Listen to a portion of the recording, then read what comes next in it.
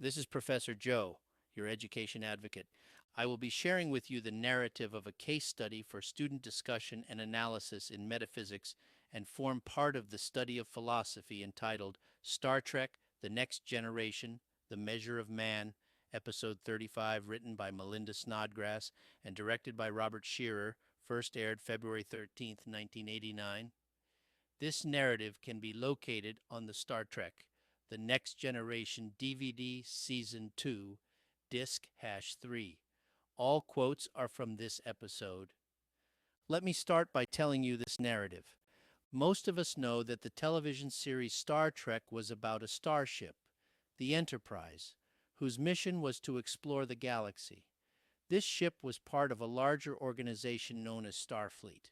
Serving as a lieutenant commander on board the ship was an android named Data. Data was an extremely advanced and unique android, even by the standards of 24th century science.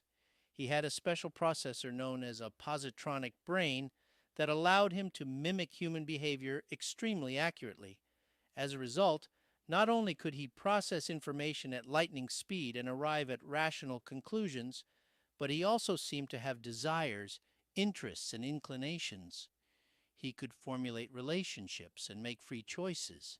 In this episode, Commander Bruce Maddox, a member of the Scientific Research Division of Starfleet, arrives on board the Enterprise with orders for Data to be transferred to him to be disassembled to learn more about it.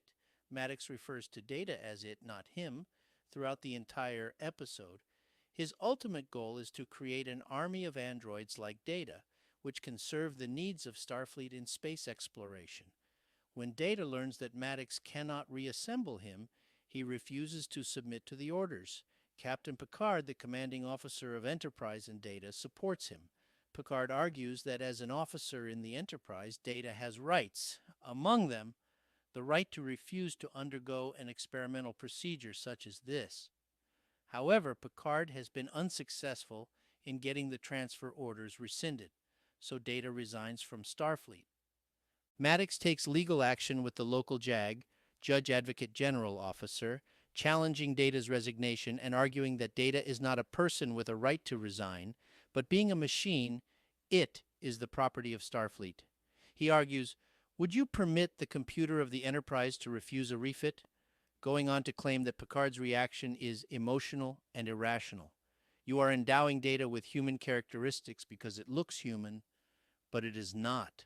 If it were a box on wheels, I would not be facing this opposition.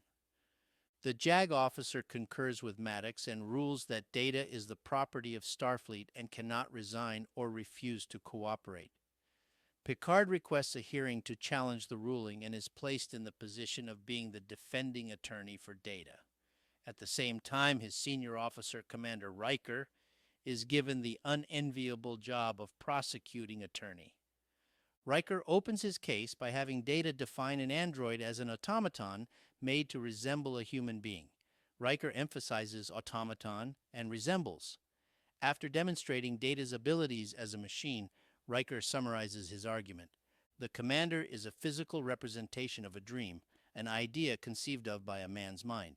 Its purpose to serve human needs and interests. It's a collection of neural nets and heuristic algorithms. Elaborate software written by a man dictates its response. It's hardware built by a man, and now a man will shut it off. With that, Riker reaches behind Data and turns the switch that shuts him down, say, Pinocchio is broken. His strings have been cut. During a recess in the proceedings, Picard consults with Guinan, a wise alien on board the Enterprise, and becomes convinced that the real issue in this case is creating a race of Data to be enslaved to do man's bidding. He believes this issue has been obscured behind a comfortable, easy euphemism property and is determined to challenge that thinking.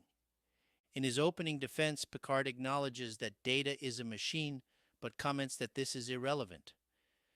We too are machines, just machines of a different type.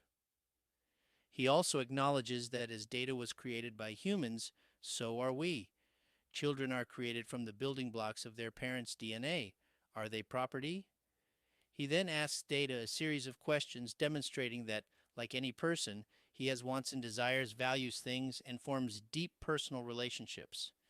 Picard then calls Maddox to the stand and asks for the definition of a sentient being.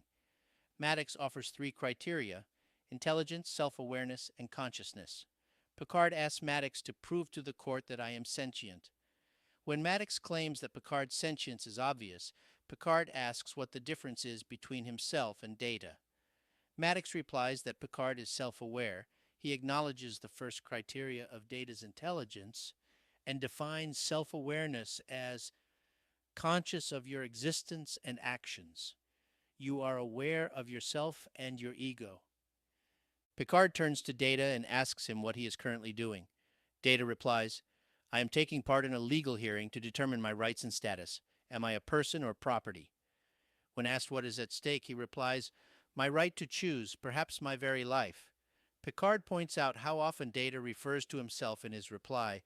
My rights, my status, my right to choose, my life. He seems reasonably self-aware to me.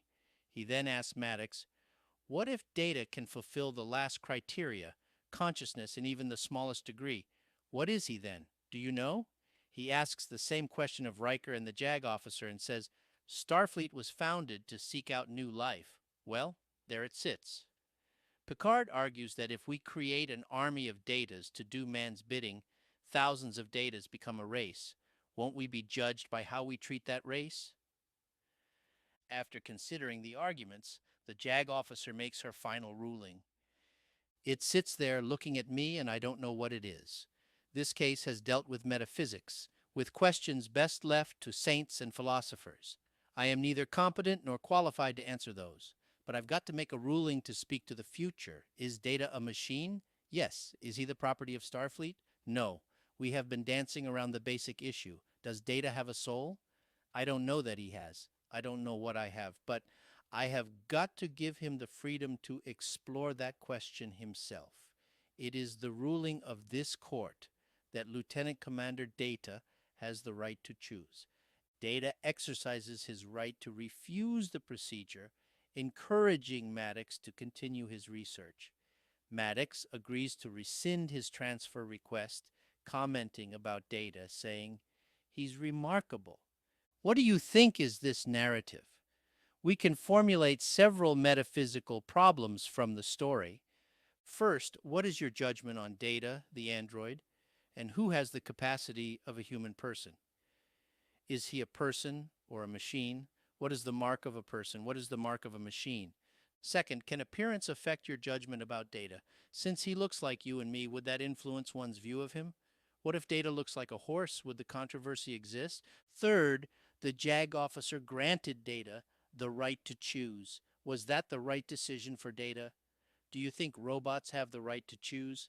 Lastly, if you are to judge what a robot should look like, would you recommend human-like robots or something else? Do you suggest having humanoid robots who look like any of us working with us or driving cars like any human being around? Thanks for watching. Please promote my advocacy. Follow, like, and share my channel.